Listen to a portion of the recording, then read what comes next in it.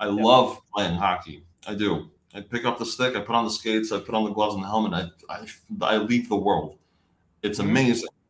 But you don't get to NHL status with just passion for the game. You have to have so much more, which I didn't want to do. I didn't like practicing. I didn't want to do those things. So that's really what got me to sit down in my couch when I was about 19, 20 years old. After I got injured, after I failed every single science class you can imagine, I started thinking, what is it that I truly want to do? Because I have freedom now. My parents are not happy that I'm out of school. They're not happy I'm no longer doing the thing that they've invested 20 years of their life into, put thousands of dollars into me, and now realized, oh, hockey is no longer the thing he's going to pursue. So what am I going to do that is going to make them happy?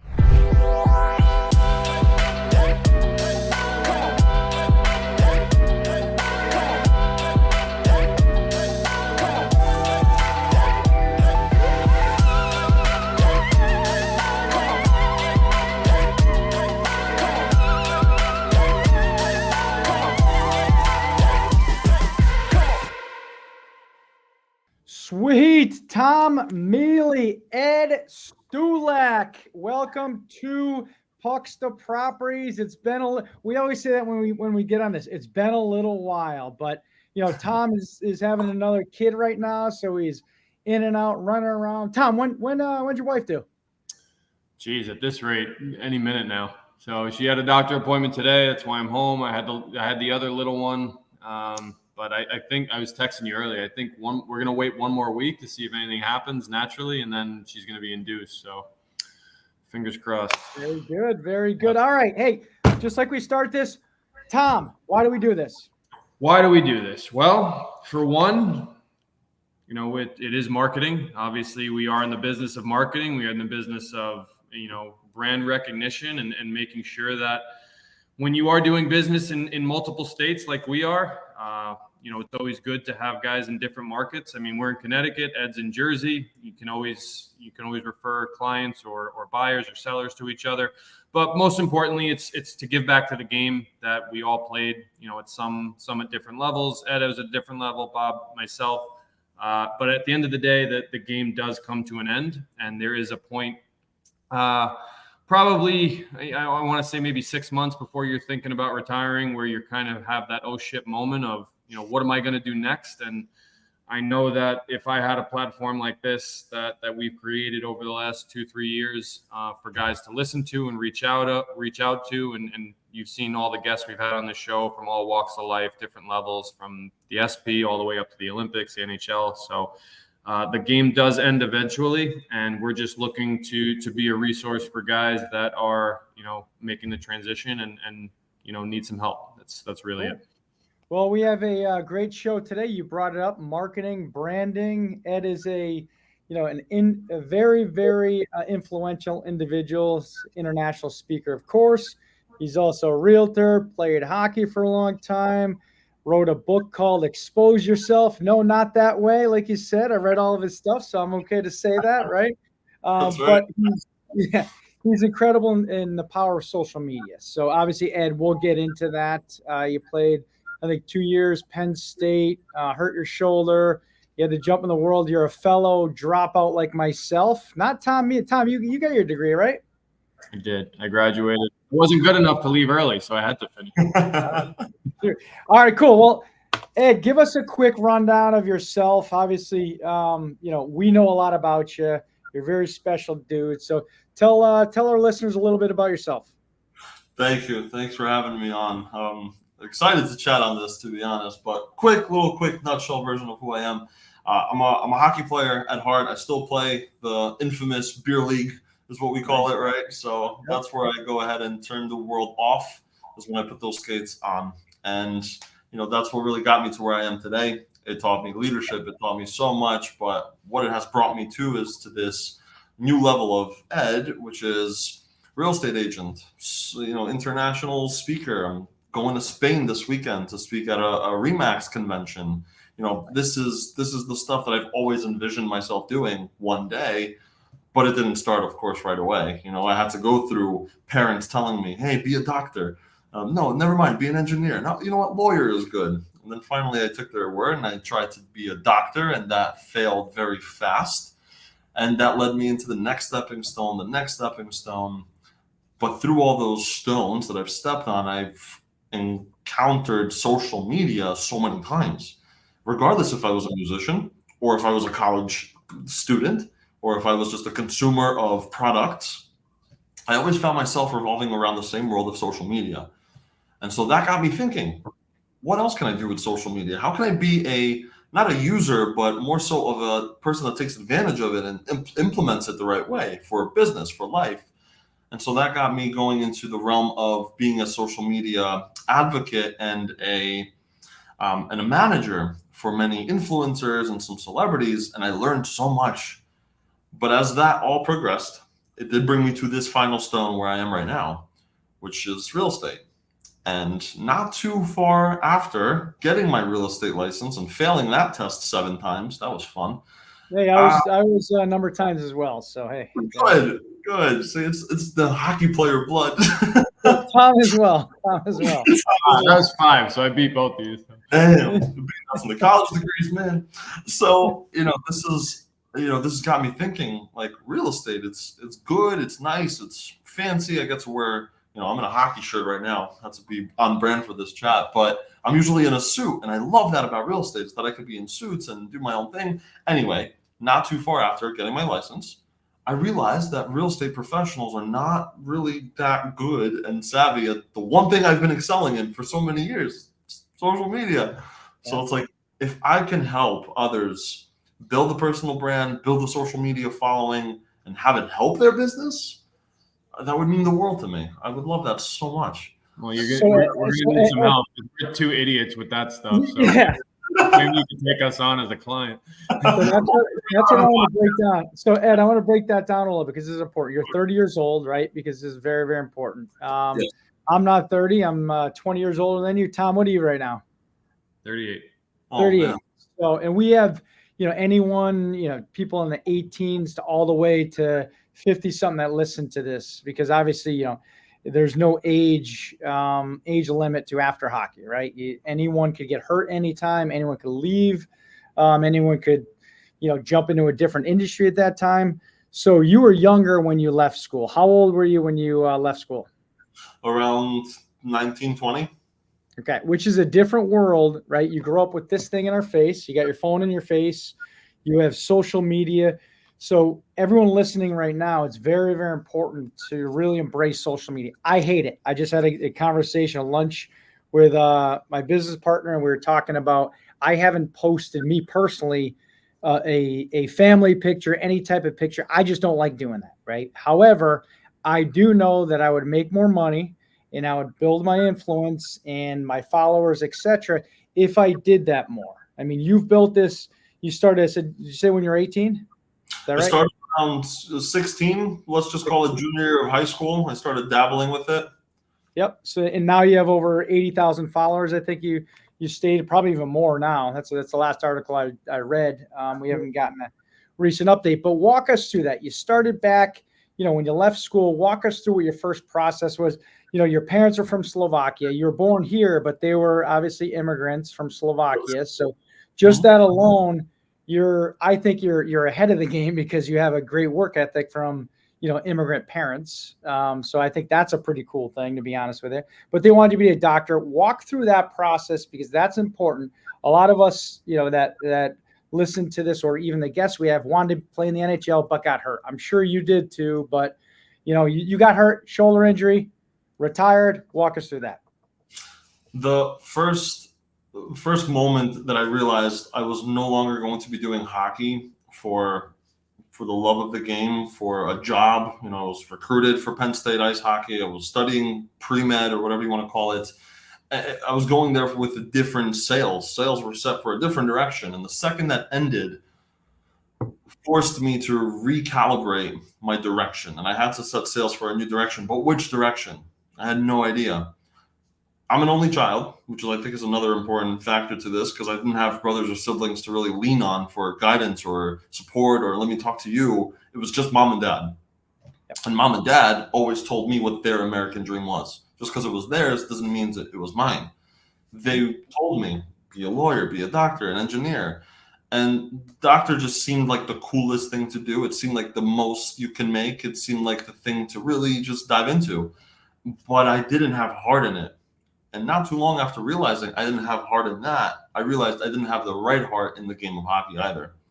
I love playing hockey. I do. I pick up the stick, I put on the skates, I put on the gloves and the helmet, I leave the world. It's amazing. But you don't get to NHL status with just passion for the game. You have to have so much more, which I didn't want to do. I didn't like practicing. I didn't want to do those things. So that's really what got me to sit down in my couch when I was about 19, 20 years old. After I got injured, after I failed every single science class you can imagine, I started thinking, what is it that I truly want to do? Because I have freedom now. My parents are not happy that I'm out of school. They're not happy I'm no longer doing the thing that they've invested 20 years of their life into, put thousands of dollars into me, and now realized, oh, hockey is no longer the thing he's going to pursue. So what am I going to do that is going to make them happy? Oh, yeah, I know. Music. Yeah, no, I was wrong. I was wrong about that one. They didn't like that either. But that's what I pursued because it made my heart happy. I loved music. I loved all that about it. So I got into it, became a DJ, and started music production, all the fun stuff that I guess the younger kids want to do and dabble with. I am happy that I dove down that route because that is what truly taught me about building a brand. Without being a good DJ or music producer, if you don't have a brand or a social media presence around that, you're not going to go far, simply put. So I put music on hold and I said, I'm more interested in this whole social media thing, this branding thing. How can I build a brand and a business around that will take me to those next levels? I don't want to do music forever. It's fun, but I know I'm not going to make money with that forever, right? It's just being realistic here.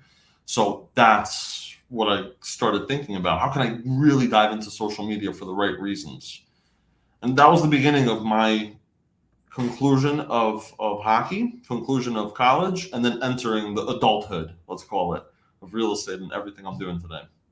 Yeah. Did you, when you talk about building a brand, because the first thing I think of is how the hell am I going to make money? Right. So if you don't have a product, you don't have a service at this time, you're in music, but you made this statement because it's very important because, we all go through this process. Tom went through this. I went through this. I didn't know what I was going to do after hockey. Truly, I didn't. So I jumped into real estate because I had no friggin' idea about literally, I had zero education on anything. So we all think, how are we going to pay our bills? Right. So now you obviously music paid your bills for a bit. You're doing all that stuff. But what was the next step in your mind to say, hey, I do know building a brand.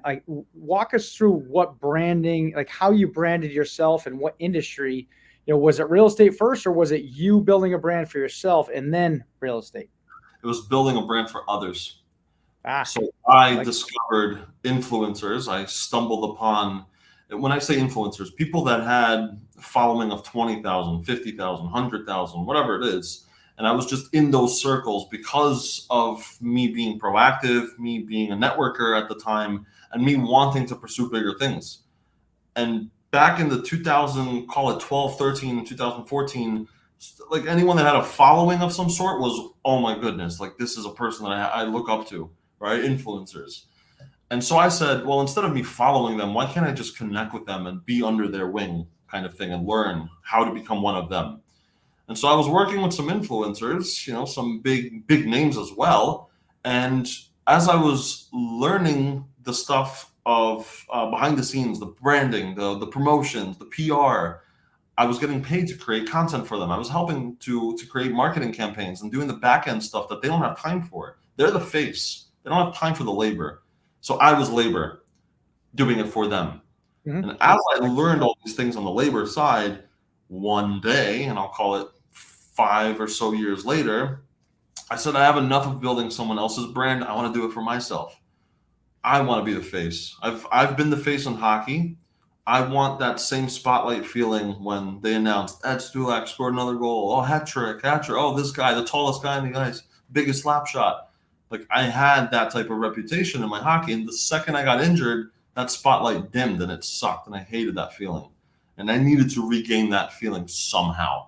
So me being the back end, doing the labor for other influencers wasn't going to be a full-time thing. I knew I was doing it to learn the craft, learn as much as I can, make as much money as I possibly can, shake the right hands so that when the time comes for me to build a brand, I have knowledge of how to do it, and then I will hire my own people like myself, and that's kind of where it's at today. So, but my biggest supporters and sponsors, my parents were biggest sponsors, I must say. Without them, I wouldn't have the capital or money to invest into this stuff. I wouldn't have the flexibility or freedom to try it out. I like that. I just want to break that down a little bit because that's important. Doesn't matter what business you get into, it's earn while you learn, right? You get into on the bottom floor. So no matter what business it is, if you're jumping from, the locker room to any business it is, Tom, myself, we all went through, we have to start somewhere. So you did the same thing. You found a mentor, right? Yes. You which is an influencer in your story, right? Obviously you made money through music, but then your whole idea, you were looking out 3, 4, 5, 6, 7 years ahead saying, okay,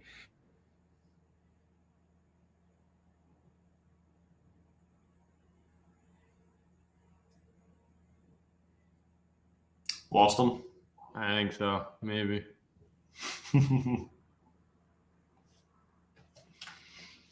All right. Preston will edit it. You there? Yep, I'm there. All right, where'd I break off? I had a good point there. So Preston, you could edit that. So my point, what I was saying was, you look at it a great way. You looked at it 3, 4, 5, 6, 7 years ahead, saying, okay, I have to start somewhere. I'm going to work underneath mentors and learn the business, and then one day I will be the face of that business. I think that's really important because, everyone that we get on the show has very similar kind of views that we do, but put a little different way, right? Because it doesn't matter if you jump in, like we said, it doesn't matter if you jump right into real estate. You went through a different path to then, build your brand, then jump into real estate. So talk a little bit about, finally, you work for the influencers, you learned how to create content, you saw the vision that you one day, in hockey, same thing, right? You were the best player at one time, best shot, scored as many goals, so on and so forth. And then the lights dimmed, and then you wanted now to, again, have that limelight, if you will, in front of 20,000 players or 5,000 or fans, I should say, 20,000 fans, etc. Walk us through how that happened when you finally went out on your own, because that is in and of itself a scary place to be. Yeah, I agree. It was scary. I didn't think it would work. That's a lie. I knew it was going to work. I didn't know when it was going to work. I was very confident, and I believed that what I was growing and what I knew was something that was knowledge amongst very few people. Just because I was, when I said names, like for example, Kevin Jonas from Jonas Brothers, the guy that lives here in Jersey, and I used to work for his marketing company in New York City. So learning from big names like that, I saw so many of these players on the back end, thinking, wow, they know a thing or two to get into that spotlight category, to get to those levels. So let me just leech off them as much as I can in terms of knowledge and experience, so I can go ahead and implement it for myself. But now, realizing that me diving into this on my own, I had to do something so different and so unique to make me earn that spotlight again. I couldn't just do what the models were doing. I'm no model. I can't do what those actors are doing. I'm no actor. But I can definitely put a twist on this with my own persona, because I know who I am, and I'm a character. I know that. I love talking about all these things that we're talking about, social media and this stuff. I enjoy that part. So if I can give back in some shape or form and value, just flood people with value, teach them things that I've learned, things that I was learning about Instagram that people didn't know about back then, was crazy, mind-blowing to them. And I know no one else was teaching this stuff because I was looking for it too. And so I was like, why don't I just become that guy that teaches the norm, right? And again, as I got into real estate, I quickly realized realtors don't know anything about social media. They are so behind, and I am so ahead. I don't know how to sell a house, but I know how to market it. And I know how to I don't know anything about real estate either. That's a different topic. Yeah. That is, yeah. Listen, my parents were not realtors. It's not like I was given a Rolodex and here you go, son. Continue our legacy. No, my mom barely knew how to speak English. She was carrying me in a little baby carriage, knocking on doors saying, I'll clean your house, because that's all she knew how to say. Dad, all he knew how to do was pick up a hammer and build a house, like that's it. So me totally on my own. When you say that, Bob, like I had to really figure it out on my own. And I'm kind of happy that I did, I think it taught me so much. It built a much stronger infrastructure under my brand and my business today. Yeah. I was on a podcast, I think it's probably 2-3 years ago, maybe even more. I can't remember, but there was a quote that he said, "Learn it, live it, gift it." So that's exactly, the way we always did, exactly what your story is. You learned it first, you lived it, and now you're gifting it. And I think when you're at the point where you're gifting it is when you really have an opportunity to make money, right? So talk through, you have, you're working through your process. You're only 30 years old. Let's call it what it is, right? But you have been doing this for at least 10 years. And walk us through when you wrote your first book, because you've been on stage with some pretty big guys, Bradley, James Harris, et cetera, et cetera. So walk us through, walk us through why they allow you on stage. About 8 or so years ago was still my very first time that I was still discovering real estate. So I had no type of, I don't know, call it education or value to really bring to the real estate world besides what I've been doing 6 years prior, which has been social media. Again, I've been doing social media since a junior in high school. I really dabbled in it more when college came around. But that was my only value asset that I can really bring to anyone on stage was social media, because no one else was really talking about it. And if they were, it was the most cliche, basic type of training that made me cringe. So I said, I have to deliver something different here, something that's going to make people say, damn, I didn't know even that's a thing. And now that's important to know X, Y, Z, whatever it is. So my first speaking gig I ever got was this guy reached out to me because we followed each other on Instagram, reaches out to me on like a Wednesday and says, hey, Ed, we have a gig, looking for speakers. It's happening in 2 days. I'm like, oh, it's short notice, but all right, where? He's like, Puerto Rico. Like, okay, even more short notice. Yes. I didn't know. I was like, yeah, okay, let's do it. So I flew to Puerto Rico, and I'm very happy that I did that, because still about 5 or 6 of those people that I met there back when I was 22-ish years old, I still am connected with them today. And because of them, they got me to the next opportunity and the next one and next one. It was me saying yes to a lot of things for me to shake the right hands for those opportunities to have even presented themselves. For example, one of the names on there, Ryan Serhant. Ryan Serhant, big name in our industry. This is a guy that I think a lot of real estate professionals follow, even consumers, normal consumers out there follow. And I reached out to him on Instagram several times, and I think the first time ever that him and I connected was just by reaching out on a DM. And I said, Ryan, I know you have a social media course. I would love to promote it on a 15-minute IG live if we can. Right. And I was hoping that he would say yes. And he said, yeah, I could do 10 minutes. I said, great, we'll do it. And maybe a week later or so, he was doing an open house. I went to his open house. He happened to bring me into one of the videos that we were doing. So we bumped into each other again. And then the third time around, one of my friends hired Ryan to speak. And I'm like, dude, please have me speak. And he's like, yeah, of course. So I opened for Ryan once again. So again, that was my connection with Ryan Serhant. We're not buddies or anything of that sort. He might not remember me, let's call it, but we've connected so many times now because of just the hands that we shook. And I give that one example because that's how I've met everyone else. It was meeting this person, which got me to this person, which met me to that person, and it was networking, basic networking. Yeah. Hey, and I just want to add something, because you said a lot of stuff that's very important. It takes big balls to get on a plane doing a first speaking gig, and you have no idea the people that you're going to, because I think that's the best way to do it. My first speaking gig was in front of 350 people. Never spoke on stage ever, right? Then I created this short sale course, so I had to sell it on stage. I'm selling a $1,000 product plus an $8,000 coaching program, right? And you got to understand, I don't know how to sell. This is back shit when I just retired, and I was in the business for 3 years. So I'm kind of, same thing like you. But the thing is, I think sometimes you learn the most when you're thrown in the fire, which I know, Tom, you probably have a lot of questions, because the trait of a hockey player for you to do that I think it's admirable, and it takes a set of to actually do that. So Tom, I know you got a bunch of questions, so I'll transition over to you before I keep hogging the mic here. No, I was listening to a story. I was enjoying it. I mean, it's think of it this way: that Ed and I don't know each other. I saw one of his posts. I decided to send him a message on LinkedIn. I don't know if it was LinkedIn or Instagram, whatever it was, and we started chatting. Realized he's in Jersey, where we do business in Pennsylvania, New York. So obviously the main office is in Connecticut. So you never know. Who knows what this could lead to, or we can connect each other, or we might know somebody where we can help each other out down the road.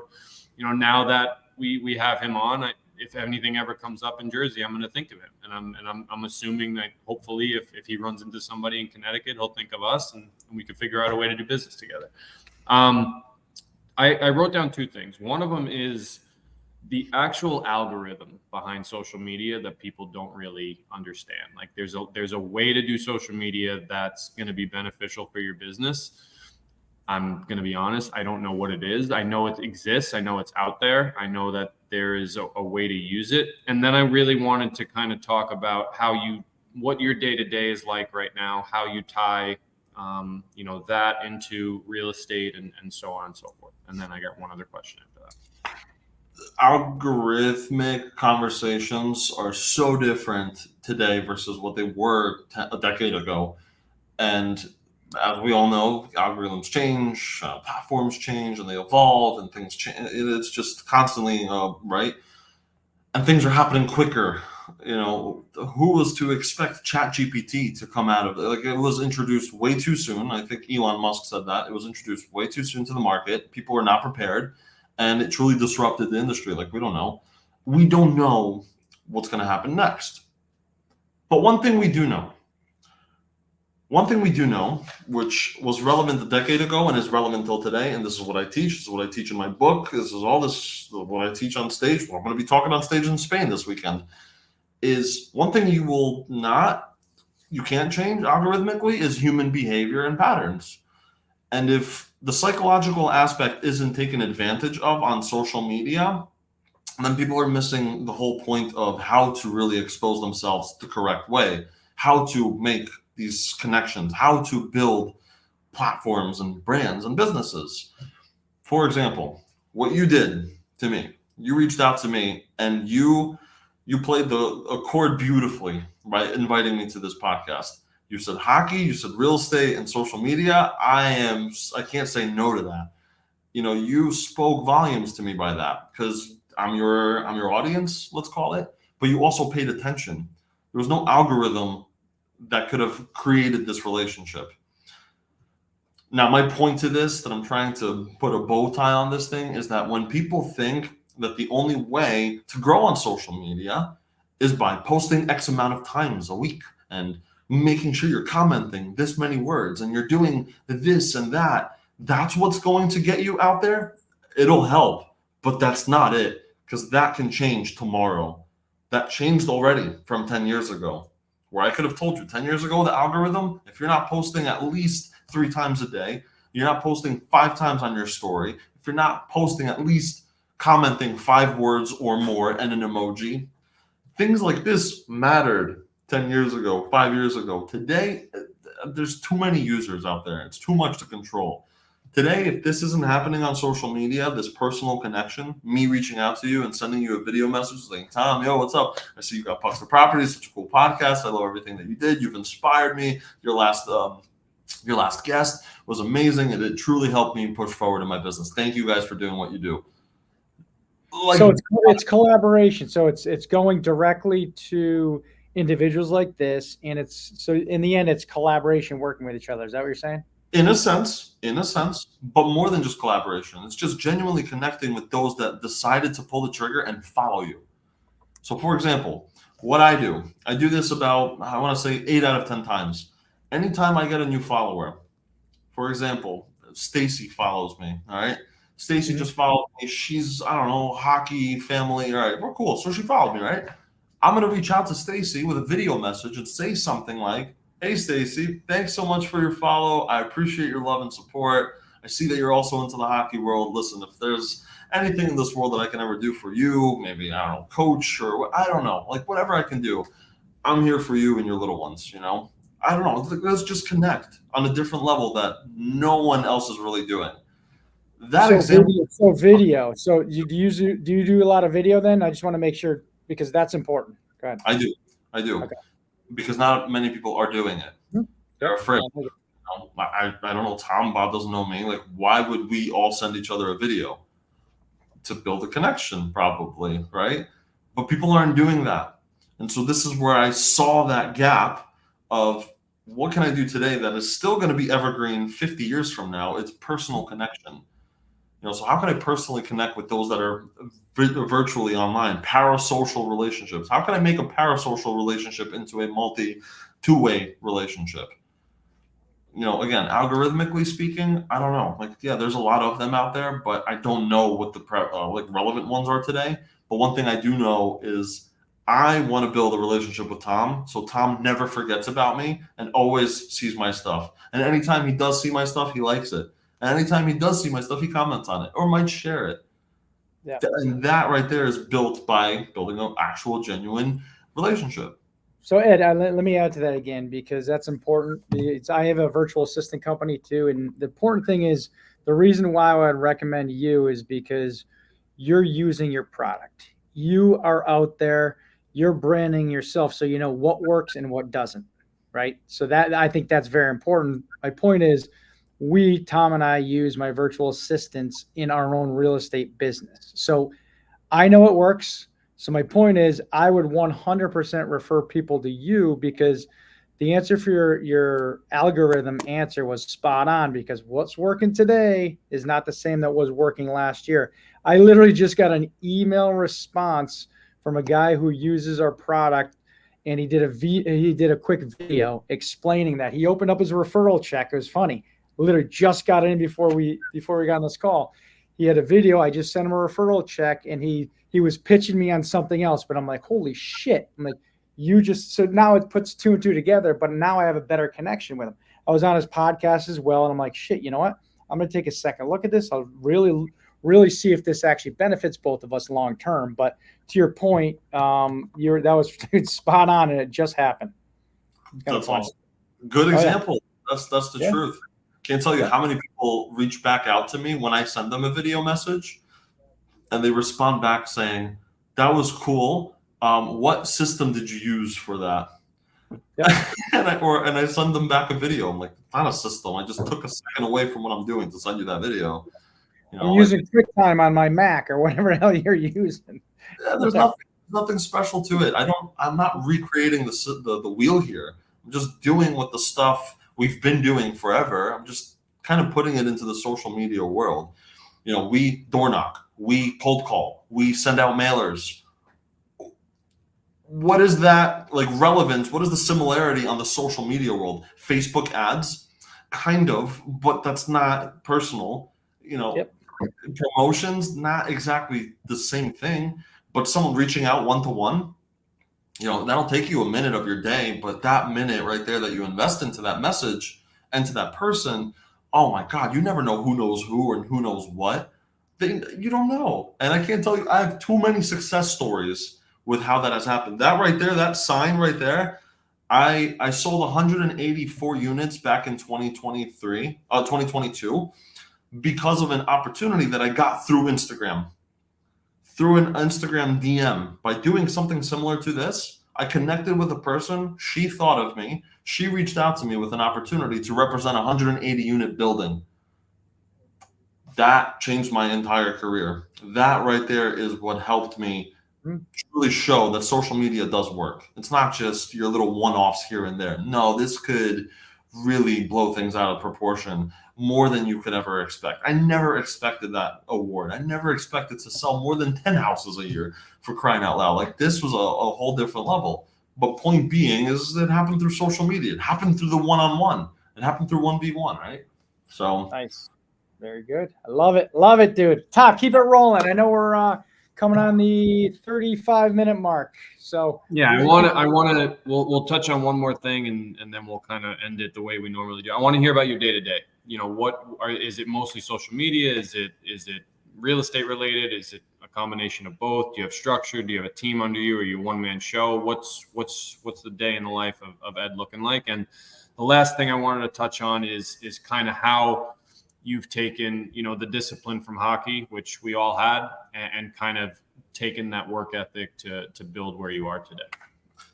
Today, I am a team leader of a team called Orbis Group. Orbis Group is my sales team. So we have 9 agents, including myself, and my operations manager. She's my right hand. And this is something that did not happen overnight. I didn't even know how to build this team. I never thought I would.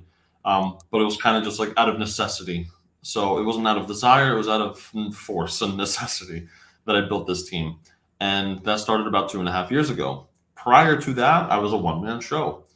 Now I have teammates that are running around New Jersey selling houses. I'm teaching them all about social medias, all my strategies, marketing, all that stuff.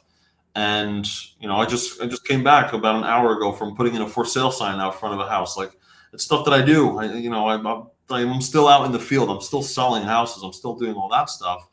And of course, in the interim of it all, I am hopping on podcasts. I'm traveling to Europe. I'm traveling across country to speak at an event.